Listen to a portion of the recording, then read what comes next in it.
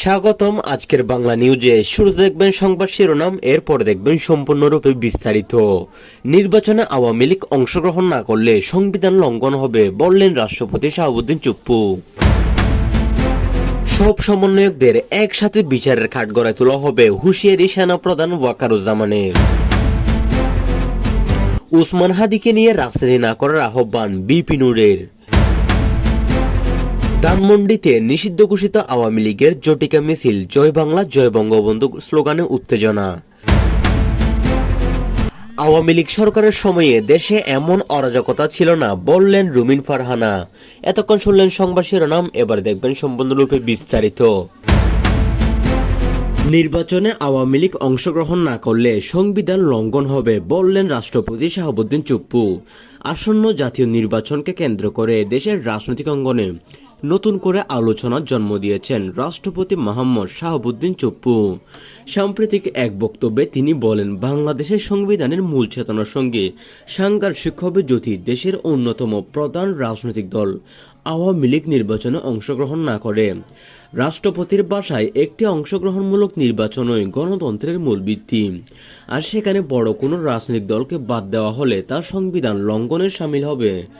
তিনি আরও বলেন, বর্তমানে আওয়ামী লীগ নিষিদ্ধ অবস্থায় রয়েছে এবং দলটির সভাপতি শেখ হাসিনা ভারতে অবস্থান করছেন। এই বাস্তবতা তিনি অস্বীকার করছেন না। তবে এসব পরিস্থিতির মধ্যেও রাষ্ট্রপতির স্পষ্ট বক্তব্য, আওয়ামী লীগকে নির্বাচন থেকে বাদ দিয়ে কোনো পক্ষ নির্বাচন হলে তা দেশের স্থিতিশীলতা ও অস্তিত্বের জন্য হুমকি দাঁড়াতে পারে।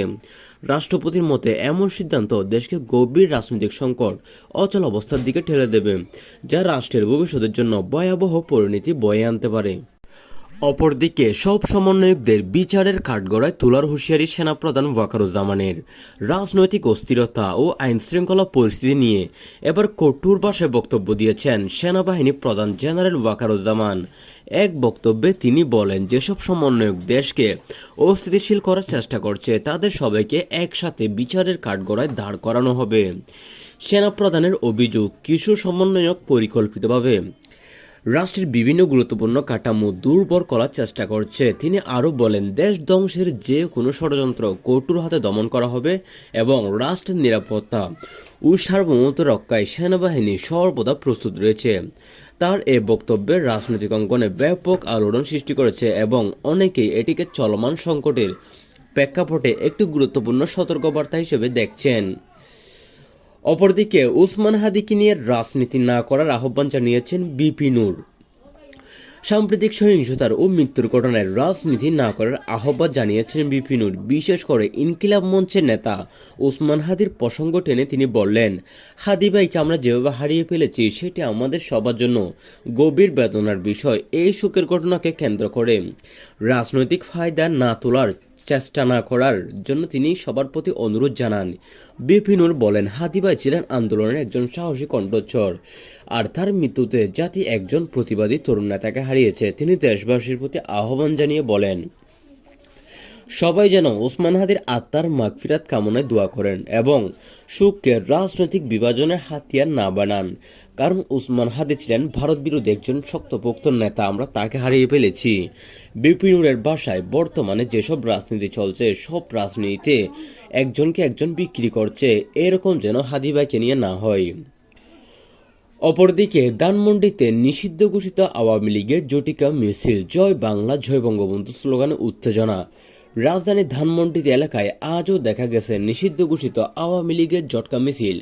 প্রত্যক্ষদর্শীরা জানান, হঠাৎ করে কয়েক ডজন মানুষ রাস্তায় নেমে আসে এবং কিছু সময়ের মধ্যে তারা জয় বাংলা জয় বঙ্গবন্ধু স্লোগান দিতে থাকে। মিছিলটি খুব অল্প সময় হলেও এলাকা জুড়ে সৃষ্টি হয় চরম উত্তেজনা ও কৌতূহল। স্থানীয়দের ভাষ্যমতে, আইন শৃঙ্খলা বাহিনী উপস্থিত হওয়ার আগেই মিছিলকারীর বিভিন্ন দিক থেকে ছত্রভঙ্গ হয়ে যায়। নিষিদ্ধ থাকা সত্ত্বেও বারবার এ ধরনের জটিকা মিছিল ঘটনার প্রশ্ন উঠেছে, কারা এর পেছনে রয়েছে এবং কীভাবে তারা নিয়মিতভাবে সংগঠিত হচ্ছে। রাজনৈতিক বিশেষজ্ঞদের মতে এটি চলমান রাজনৈতিক সংকটকে আরও ঘনীভূত করতে পারে এবং রাজধানীর নিরাপত্তা পরিস্থিতির উপর নতুন করে চাপ সৃষ্টি করছে। আওয়ামী লীগ সরকারের সময় দেশে এমন অরাজকতা ছিল না, বললেন ব্যারিস্টার রুমিন ফারহানা, তাও বিএনপির নেত্রী। এই প্রেক্ষাপটে রাজনৈতিক বিতর্কে নতুন মাত্রা যোগ করেছেন বিএনপির